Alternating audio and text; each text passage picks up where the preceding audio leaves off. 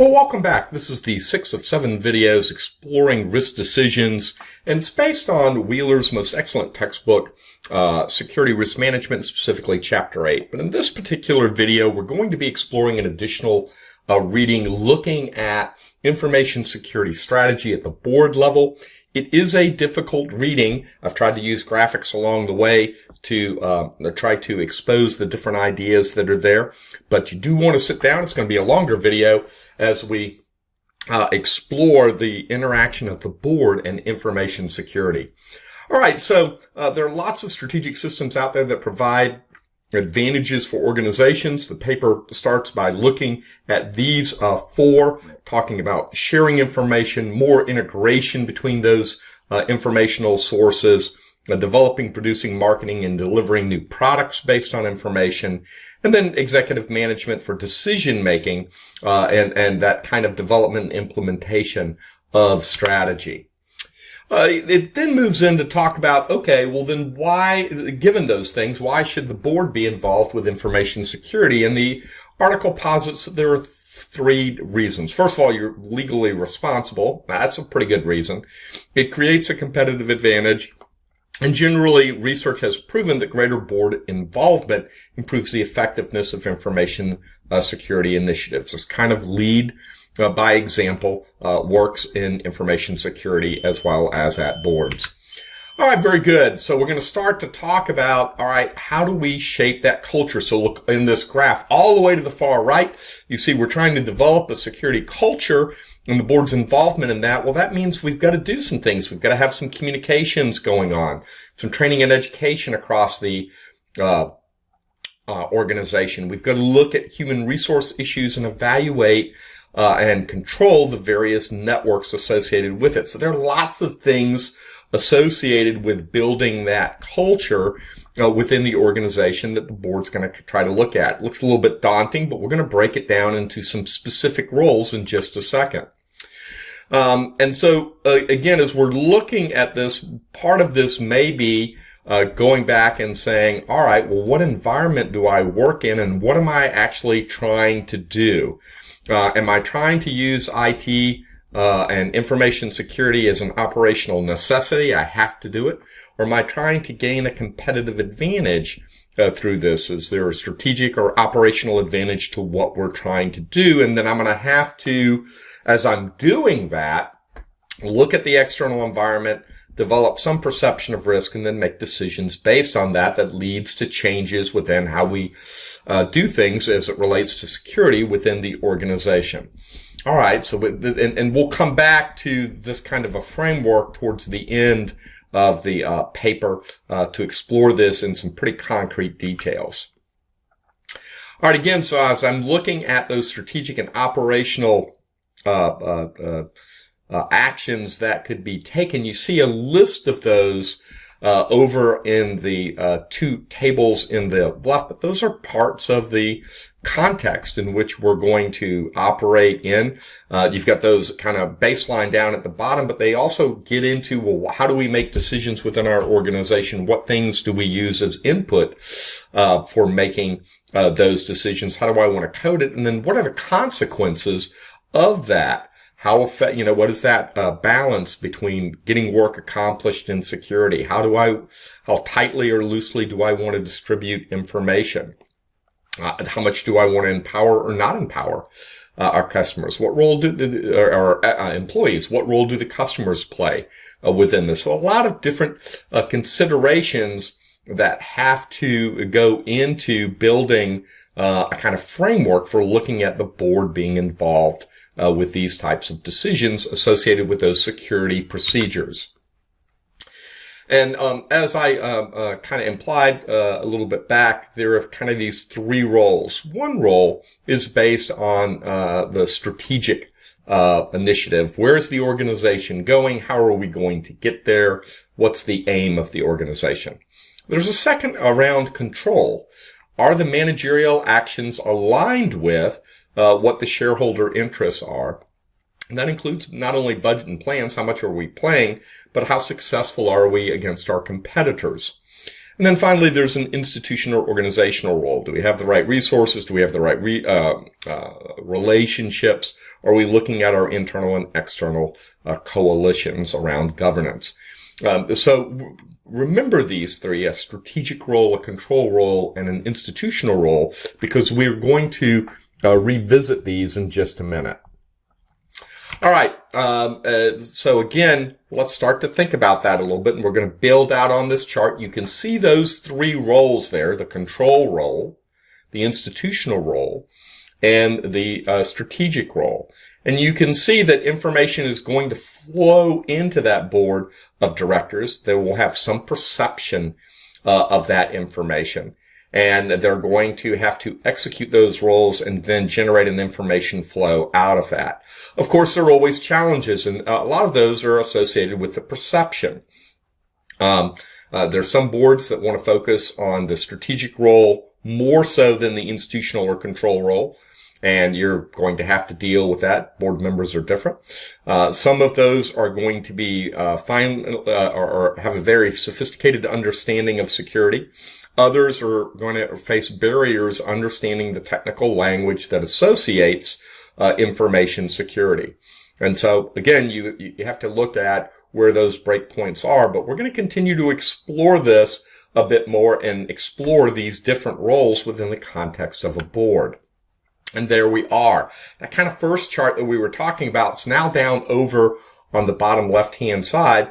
And notice that we're operating within a context. That's that kind of bubble at the top of the slide. And that's what this slide explores. So we've already talked about the bubble over on the far left bottom. We're now moving into the context. You have an environmental context, a information security context, organizational context, and a political legal context. And the slide talks about each of these, but hopefully those make sense. Yes, as a board is making decisions, they've got three roles: this strategic or control and institutional role.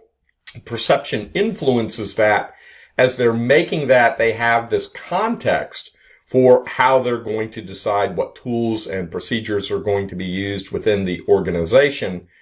And as they're doing that, they've got to kind of do the four bullets over in that far right bubble. They've got to analyze information security needs, develop a strategy, communicate and implement that strategy, and then pay attention to the consequences of that strategy. Again, that kind of makes sense, but let's explore now each of those. So we're going to take a slide and go into, again, on this particular slide, I'm focused on that far right bullet now, but we're going to look at those four: analyzing information security needs.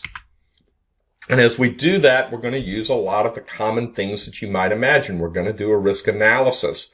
We're going to look at business and security goals and make sure that they're aligned. We'll look at our technology and the expertise that we have both internally and externally to help inform doing that analysis of security needs. From there, we'll look at standards. Do we have to comply with HIPAA or PCI or other FISMA or FERPA? If so, we have to move those into looking at what needs we have within our industry. And then finally, we've got to look at our stakeholders in this and their perceptions associated with this. So a fairly challenging task associated with this first of four, analyzing information security needs. Once we've got that done, we can move into developing an overarching strategy. And that strategy has lots of components. What are the internal issues associated with doing this? Tying back to culture. What are our financial issues? Do we have contingency and backup plans associated with what we're doing? Again, going back to culture, what's our culture of learning, of growth, and of innovation within our company? And there comes a point where change management becomes absolutely critical in implementing a strategy where employees feel that the environment is moving too fast and they need some stability within that.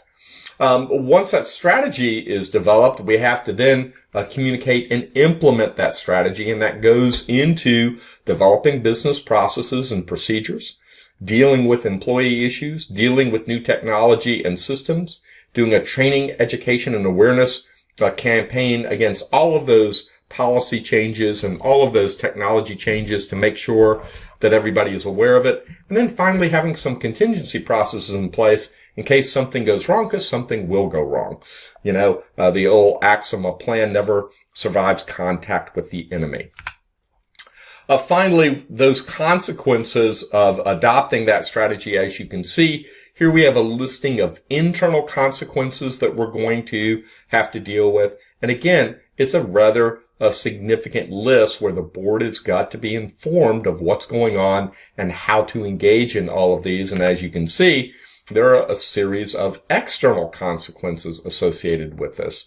Yet another indication of why being a board member is really hard, and why the information security field and the risk management field has lots of opportunity for new talent to come in and to work on these. So we've explored this chart a bit. Let's now move it into a larger context. And to do so, we've got to start looking at, well, what's the output ultimately as we're trying to communicate this throughout the organization and make those kinds of changes. And it leads to this kind of big chart. So again, let me orient you on this particular chart. So what we're doing is we're kind of looking at the environment based on and if I can, I'll focus you on the chart on the right. That's the overarching chart.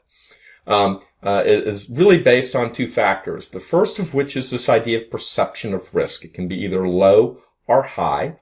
And then what is the aim of the organization that you're trying to accomplish with a particular control that you're trying to put in, be it a technology or a policy or an education training awareness program?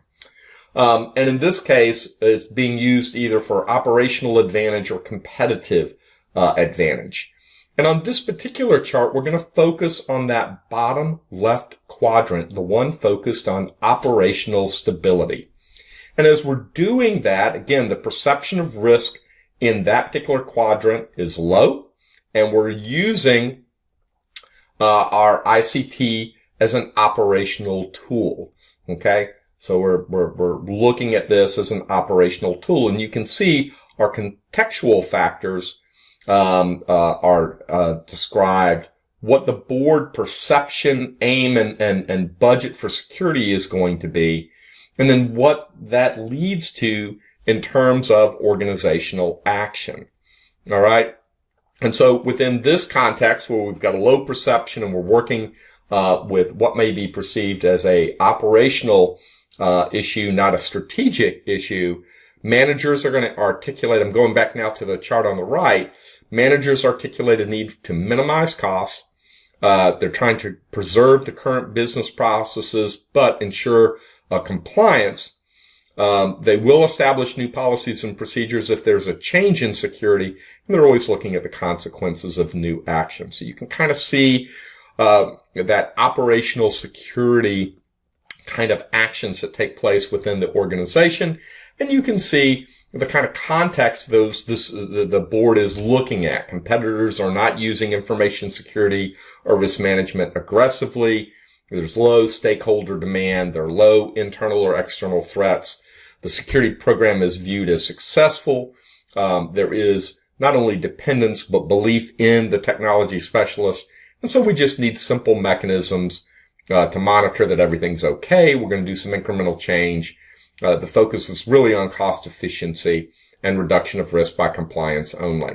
All right, so we kind of talked about that kind of bottom left quadrant. So let's go look at another quadrant. And this one, we're shifting over to the right. So again, we're working in an environment where there's low risk, but we do want to use this as a sense of competitive advantage. So notice what has changed. So again, within your contextual, you've still got competitors not having a high demand for this, low stakeholder demand, low threats.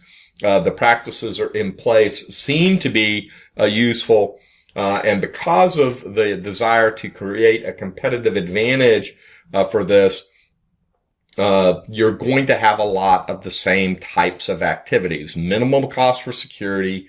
The strategy preserves current business processes. Don't break something that's working. You do want to comply, and you want to accommodate some change in the environment. Okay.